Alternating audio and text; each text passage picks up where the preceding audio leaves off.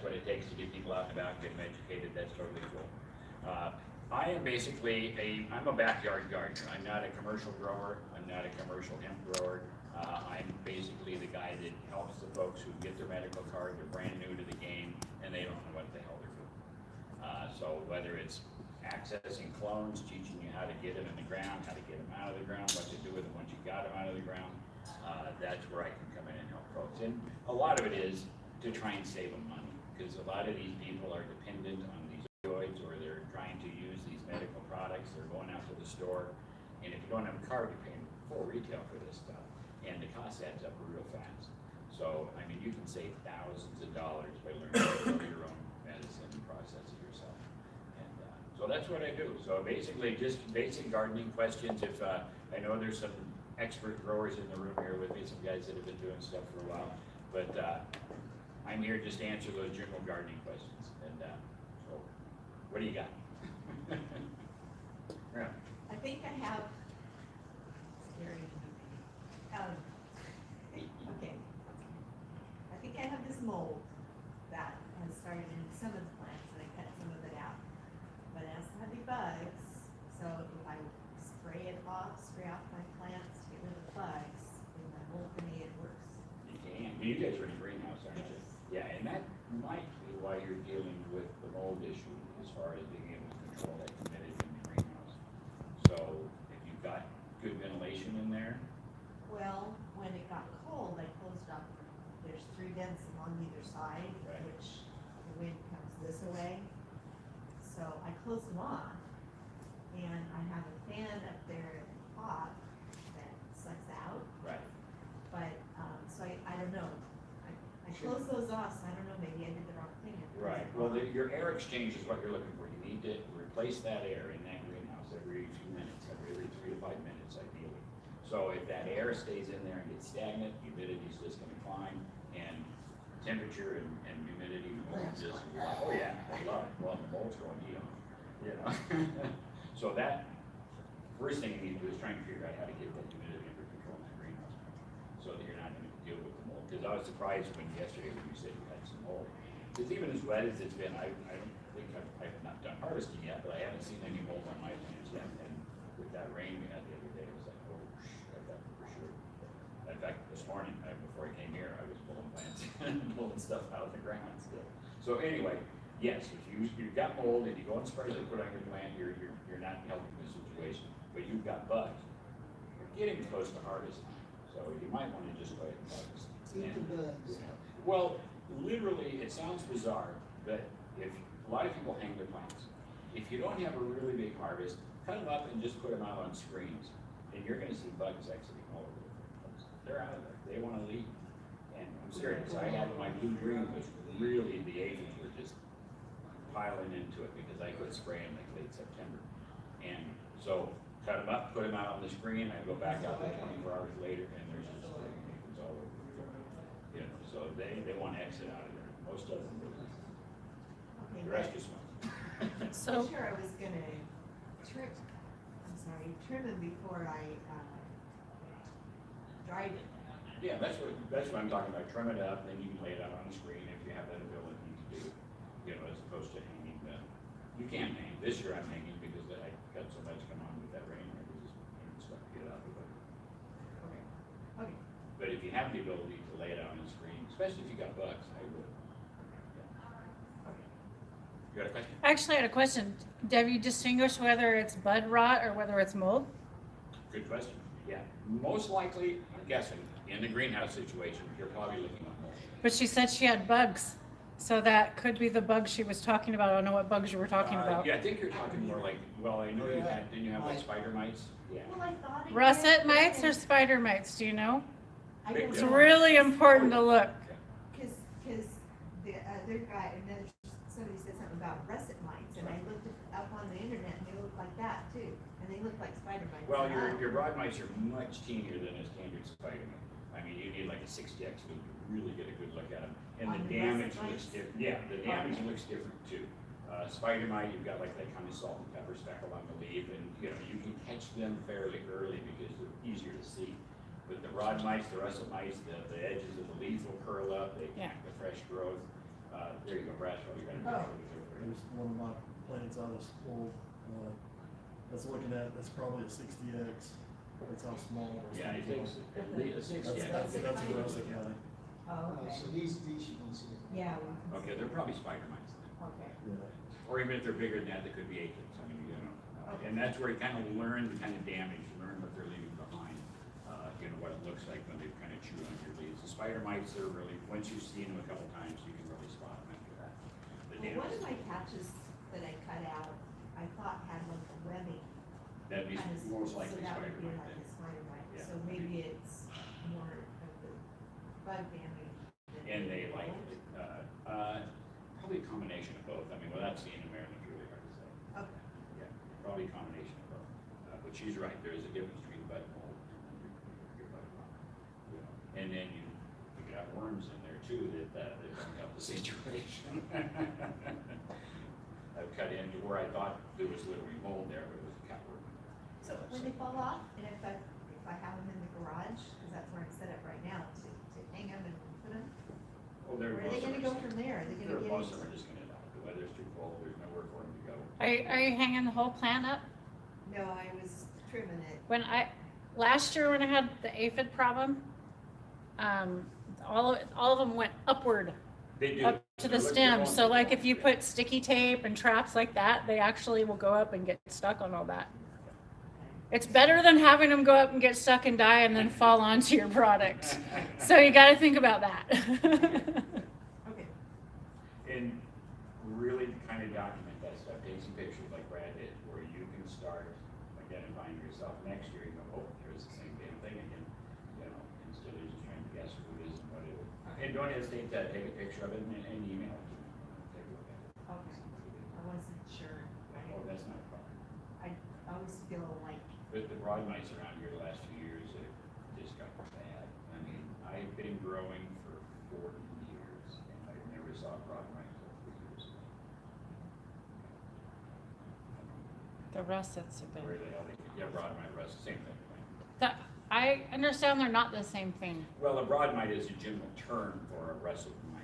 That's why they call it a broad mite, because there's, what is it? So are they saying it really is the same thing? Because I had understood that it still was a different mite, but it really Yeah, isn't. I'll take a look at that one, to be honest with you. I'm not really sure. curious because I really thought it was, but I don't know. Yeah, maybe I'll get with one of the extension agents and. Because that's I another have thing. identified russets. I know what russets look like, and I Right. 100%. But everybody says, some people say, well, I have broad mites. It's not the same thing. I'm like, are you sure? And I really don't know.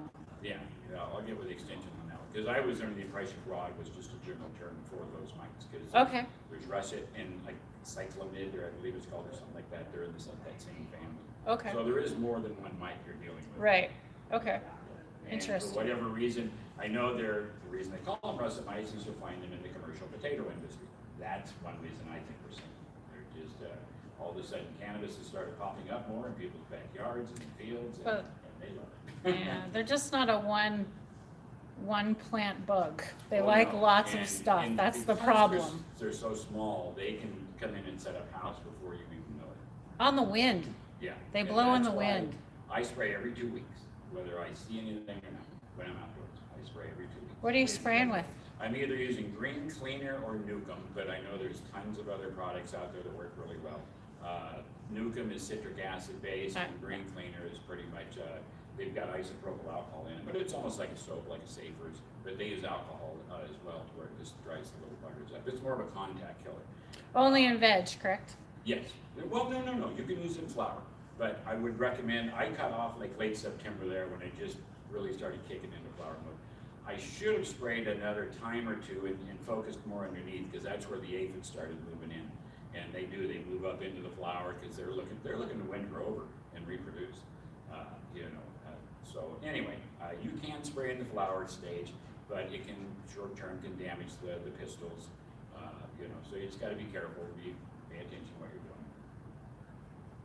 And then, be careful, don't be spraying in the hot part of the day and that kind of stuff where you're burning your leaves.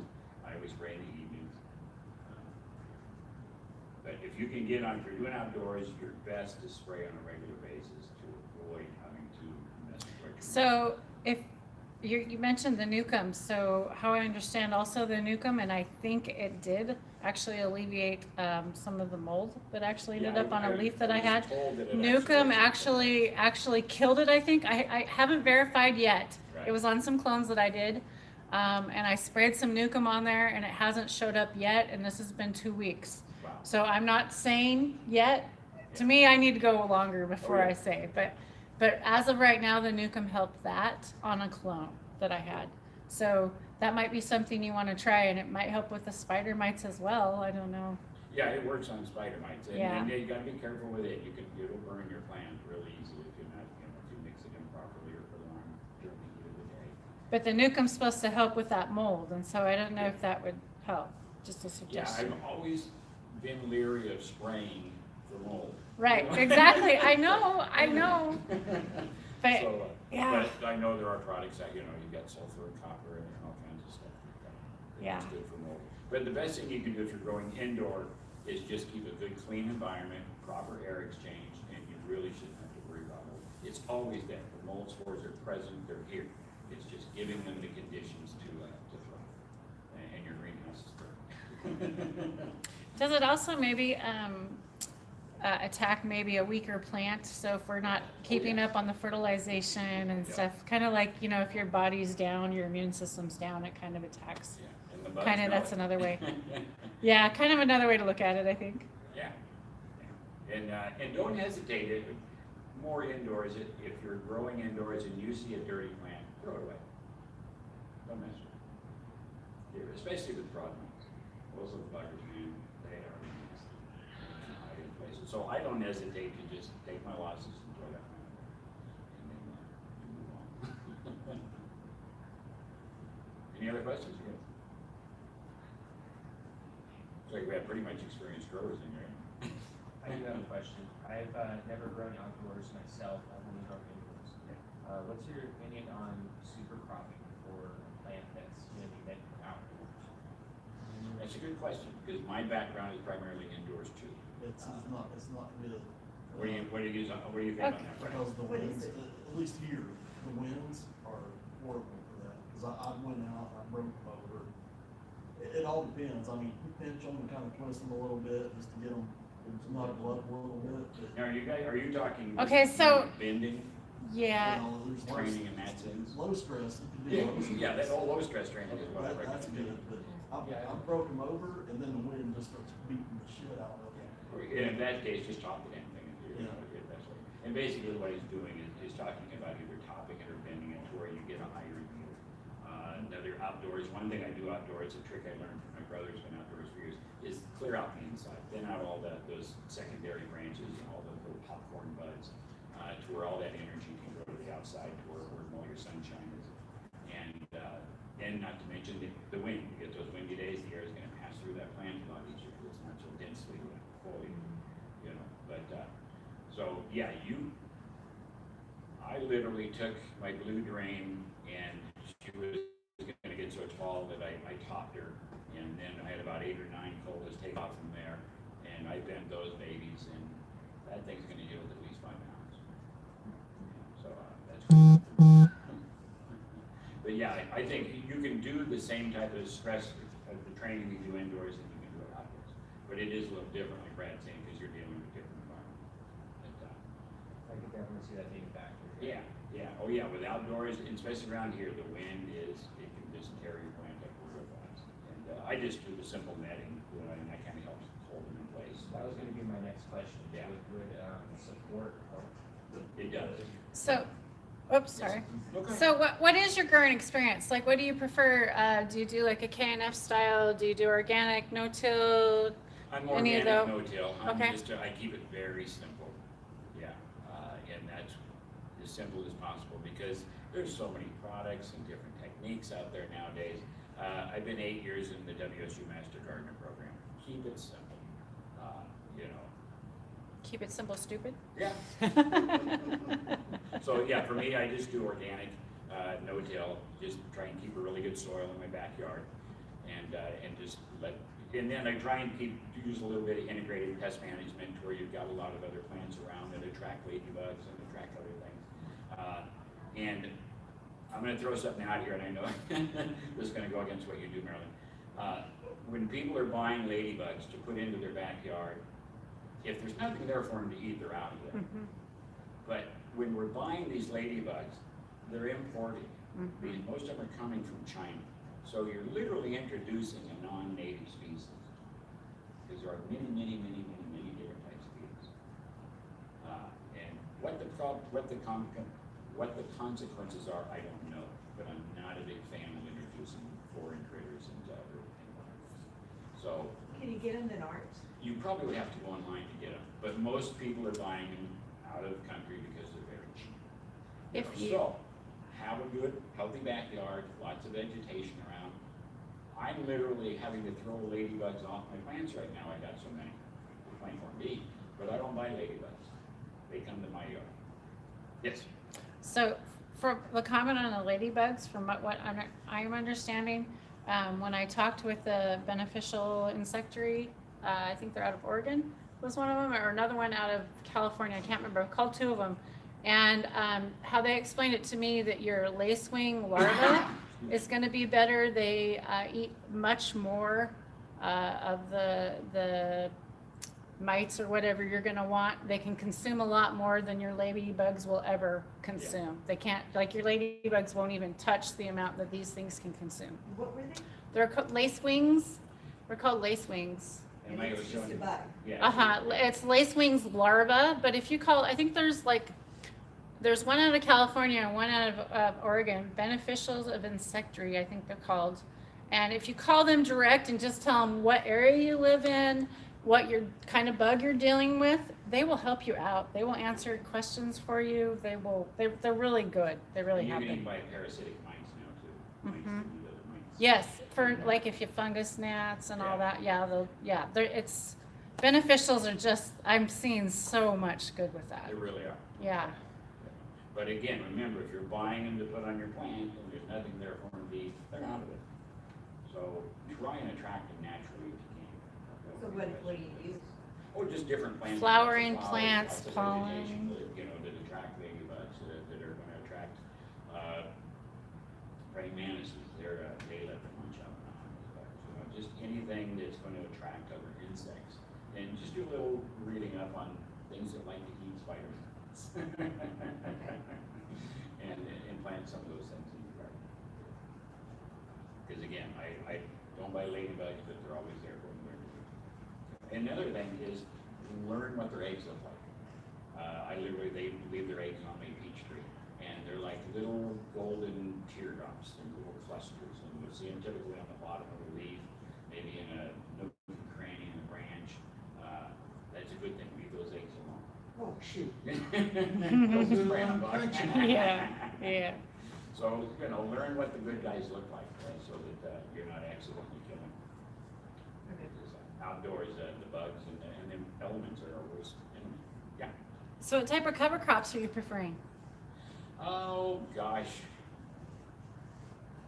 Clover's a good one. You know, I've used clover before. That's One what- specific kind of clover or the other, have you Not found? necessarily, Okay. no. Yeah, I just use clover and just sow it in. You know, mustard's another good one too, but you gotta make sure you till it in before it goes to seed. You know, and then I literally will cover my ground in the winter, try and, you know, maintain it good. Don't leave your ground fallow, even if you have to cover with mulch, just don't leave it fallow. But if you have the ability to grow cover crops, that's an excellent idea. Just keep your soil healthy. And don't hesitate to have your soil tested. I wanna get mine tested next year, because I think I could have done better this year. When do you take it? Get the test? You can put like Ag Northwest here in Tri-Cities, or just call the county extension office, and they'll tell you where you get your soil tested. And, What kind of a sample do you have to? they'll basically want you to take them from a couple different places, you know, in the growing area. And want it to be a certain depth around it, you know, don't just scoop it up off the ground. It'll be down there where the roots are, where the action's going on. But they'll give you recommendations on where to take your test from. And you can even do, if a person wants to, you can even do sap and leaf test, tissue test on your plant midway through the crop to see what it's like. So what's your favorite cultivar so far to grow? I'm a big sativa fan myself. Oh, me too. Yeah. What's your favorite one? Oh, gosh, blue dream's a big fun one right now. But I'm actually buying some hemp seed so I can try growing some CBD next year and just, so I can just process a straight CBD strain and try my hand at making some tinctures and salves with just straight CBD. Fine. You know, cause I'm old school, I'm from the school of THC, you know? So I'm having to learn how to use this CBD and integrate it in, you know? But, so it's fun, it really is. And that was an eye-opener yesterday. Were you here for Jerry Whiting's talk? I was here for several of them. I'm getting them all confused now. Right now. You blew me away. I mean, again, all this gardening knowledge, but it never dawned on me when he's going, there is no such thing as different cannabis strains. Yes. There's varieties and there's cultivars. Our government's the one telling Yeah, us. I The never- government's distinguishing it. They're all the I've same. been just calling them different Yeah. strains all these years and I knew Yeah. better. But anyway, that was a little Yeah. It's nice to see the terminology being, he's using really good terminology though and really educating. Yeah, I like that. And that'll all come into the Yeah. vernacular. It was a good class, you're right. You reined it Yeah, in. he puts on a hell of a good talk. Yeah, it was very good. You just wonder what kind of coffee he was drinking. Oh, yeah, he was, had his hemp coffee. He likes talking about cannabis. So, feminized, or have you got any experience with feminized or autoflowers? Actually, I don't have much experience with autoflower. You know, I'm not, they have their place, but I'm not a big fan of them. You know, I like watching the plant go through the whole thing and do its thing. But feminized seeds are great, you know, just if you're not buying non-feminized, just know what you're doing and how to sex them and how to get those males out of there. And even on the feminized, you know, they can sneak in there, the plant might herm out on you, you gotta watch it. Because I've had folks who have bought clones from me and called me up and just said my plant has seeds in it. And I'm just, well, there's so many different variables, you know, with cannabis, I mean, seeds can just pop out of nowhere with all the different breeding and crossbreeding that's going on right now. It's hard to not have seeds show up. It really is. But myself, the feminine seeds are cool. I love them. It's like, gosh, I wish I had these years ago. Yeah, it is a lot. Yeah, 2 years ago I grew with feminized. 2 years ago I grew with feminized. It was a lot easier. Yeah. Yeah. It's so much nicer. But that doesn't mean you're not gonna get a male in there, so. So do you keep any moms?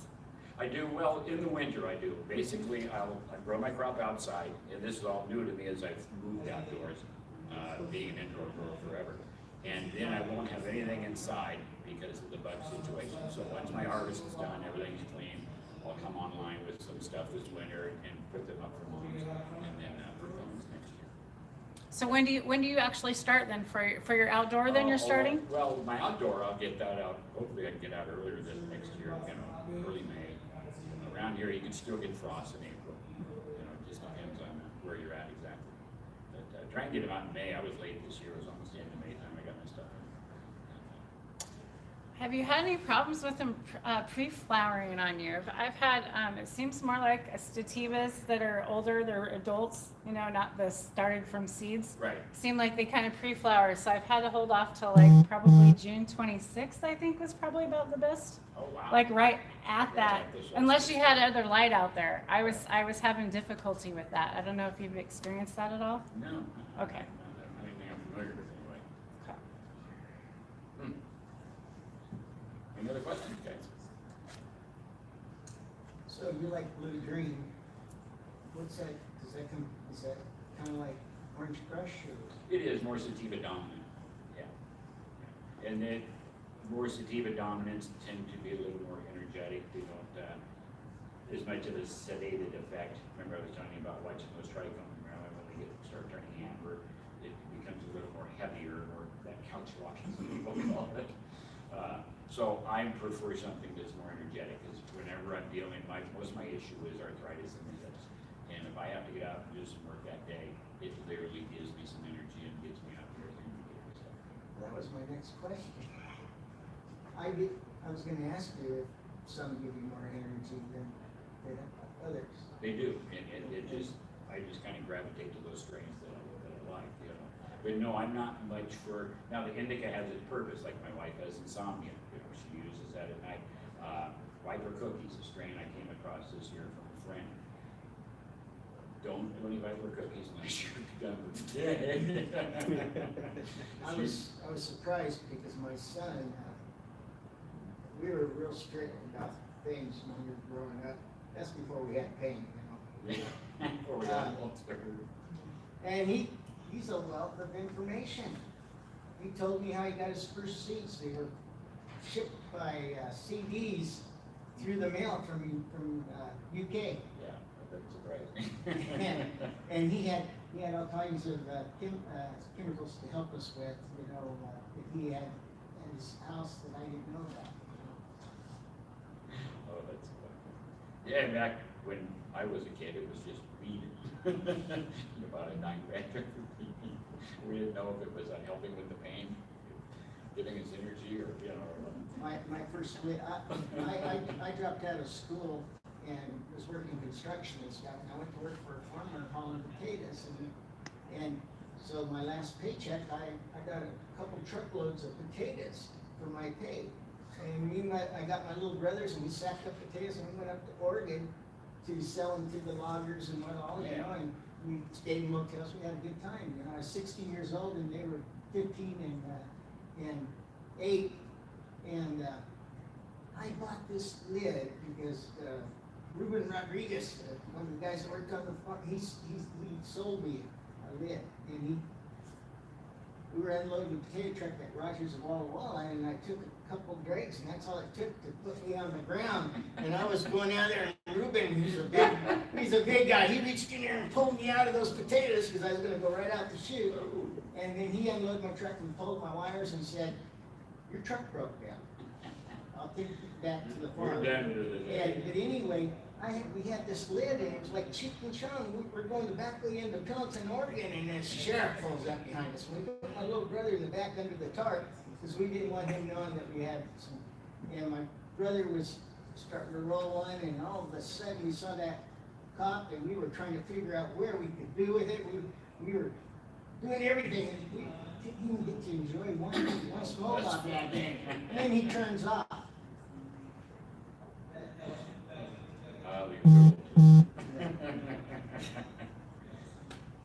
Any other gardening questions, guys? All right, well, thanks for coming in. Thank you. We'll answer a question or two for you. Thank you. And make sure you come to the expo. Help support this. We need to get it bigger. Absolutely. Get more people in here. Yes, we do.